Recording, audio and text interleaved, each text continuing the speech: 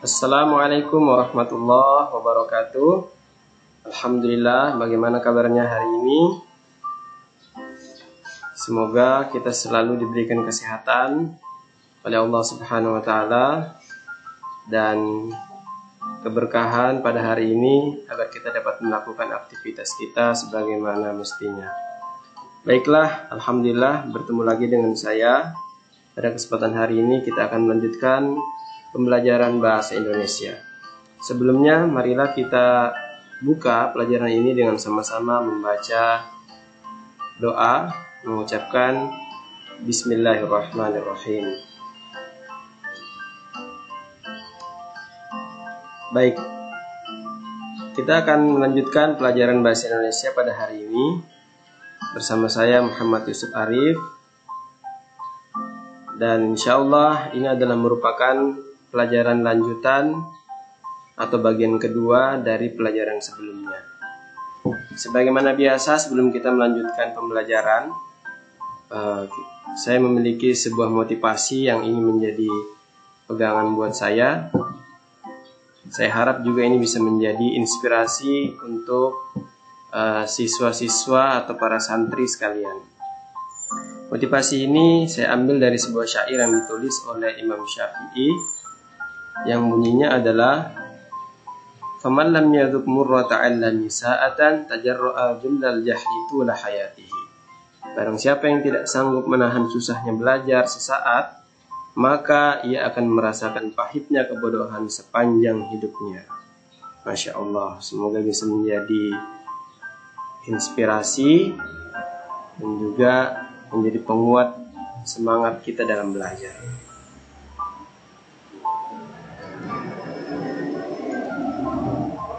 Alhamdulillah, pada pertemuan ini kita akan masuk pada bagian kedua di seri pelajaran bahasa Indonesia dengan judul sebab-sebab diangkatnya bahasa Melayu menjadi bahasa Indonesia.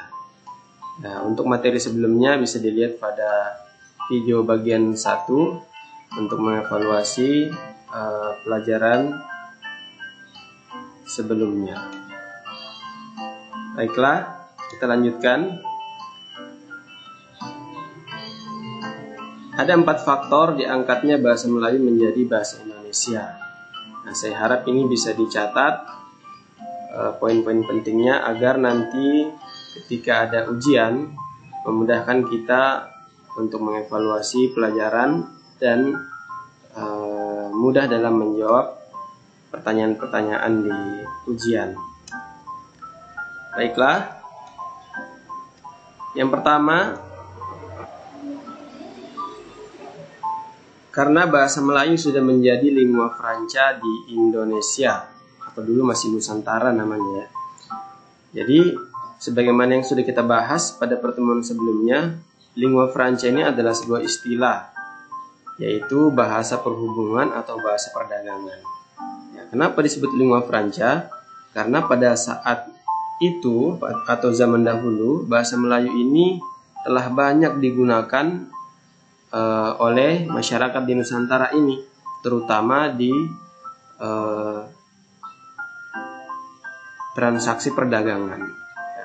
Banyak literatur yang menulis bahwa di pelabuhan-pelabuhan misalnya atau di pasar-pasar, orang-orang di Nusantara ini dulu banyak menggunakan bahasa Melayu. Bahkan para pedagang-pedagang yang dari luar Nusantara ini, baik dari Eropa atau dari mana saja, ataupun masyarakat di Nusantara ini sendiri, mereka sudah menggunakan bahasa Melayu sebagai bahasa keseharian mereka atau bahasa perhubungan. Walaupun juga ada banyak bahasa-bahasa daerah di setiap tempat yang tetap juga digunakan. Nah, ini faktor yang pertama. Kemudian faktor yang kedua diangkatnya bahasa Melayu sebagai bahasa Indonesia adalah karena sistem bahasa Melayu itu sederhana, mudah dipelajari. Kenapa? Karena tidak memiliki tingkatan bahasa. Ya, sebagaimana yang kita ketahui di beberapa bahasa-bahasa daerah Ada tingkatan bahasa, misalnya ada bahasa halus, ada bahasa kasar.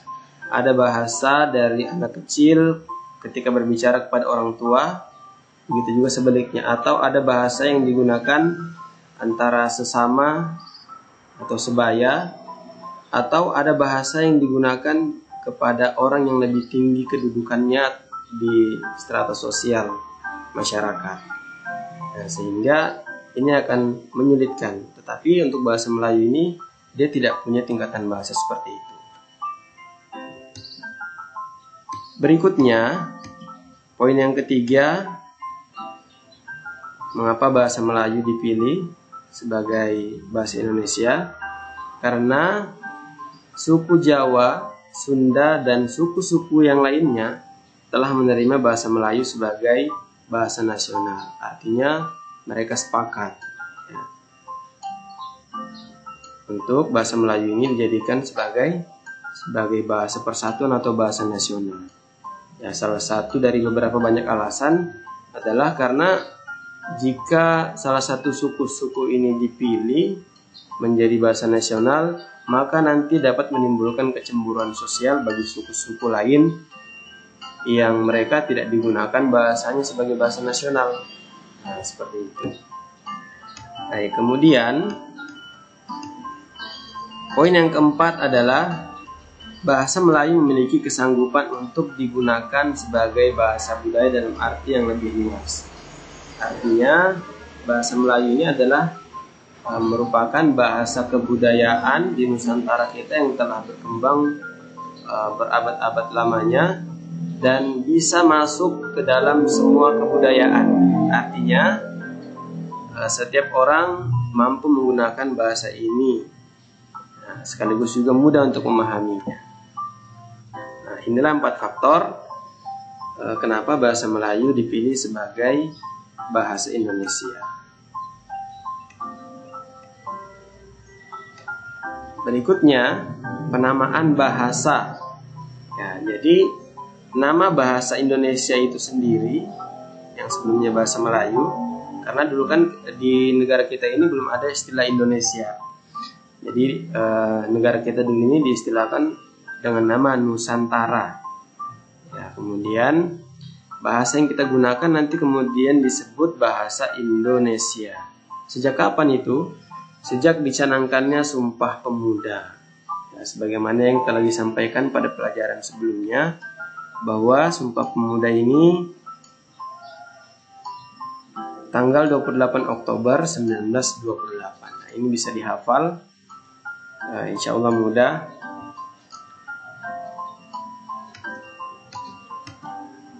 Nah, ini adalah contoh teks Sumpah Pemuda. Jika kita lihat di sini masih menggunakan ejaan lama ya, atau ejaan Pan-Official. Ya, nanti pada pertemuan selanjutnya insya Allah kita akan melanjutkan pembelajaran tentang sejarah perkembangan ejaan-ejaan bahasa Indonesia di Nusantara ini. Ya, baik, saya kira itu pertemuan kita pada kesempatan ini.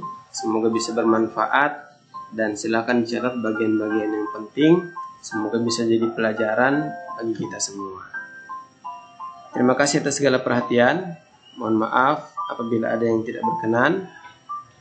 Saya ucapkan alhamdulillahirabbil alamin. Assalamualaikum warahmatullahi wabarakatuh.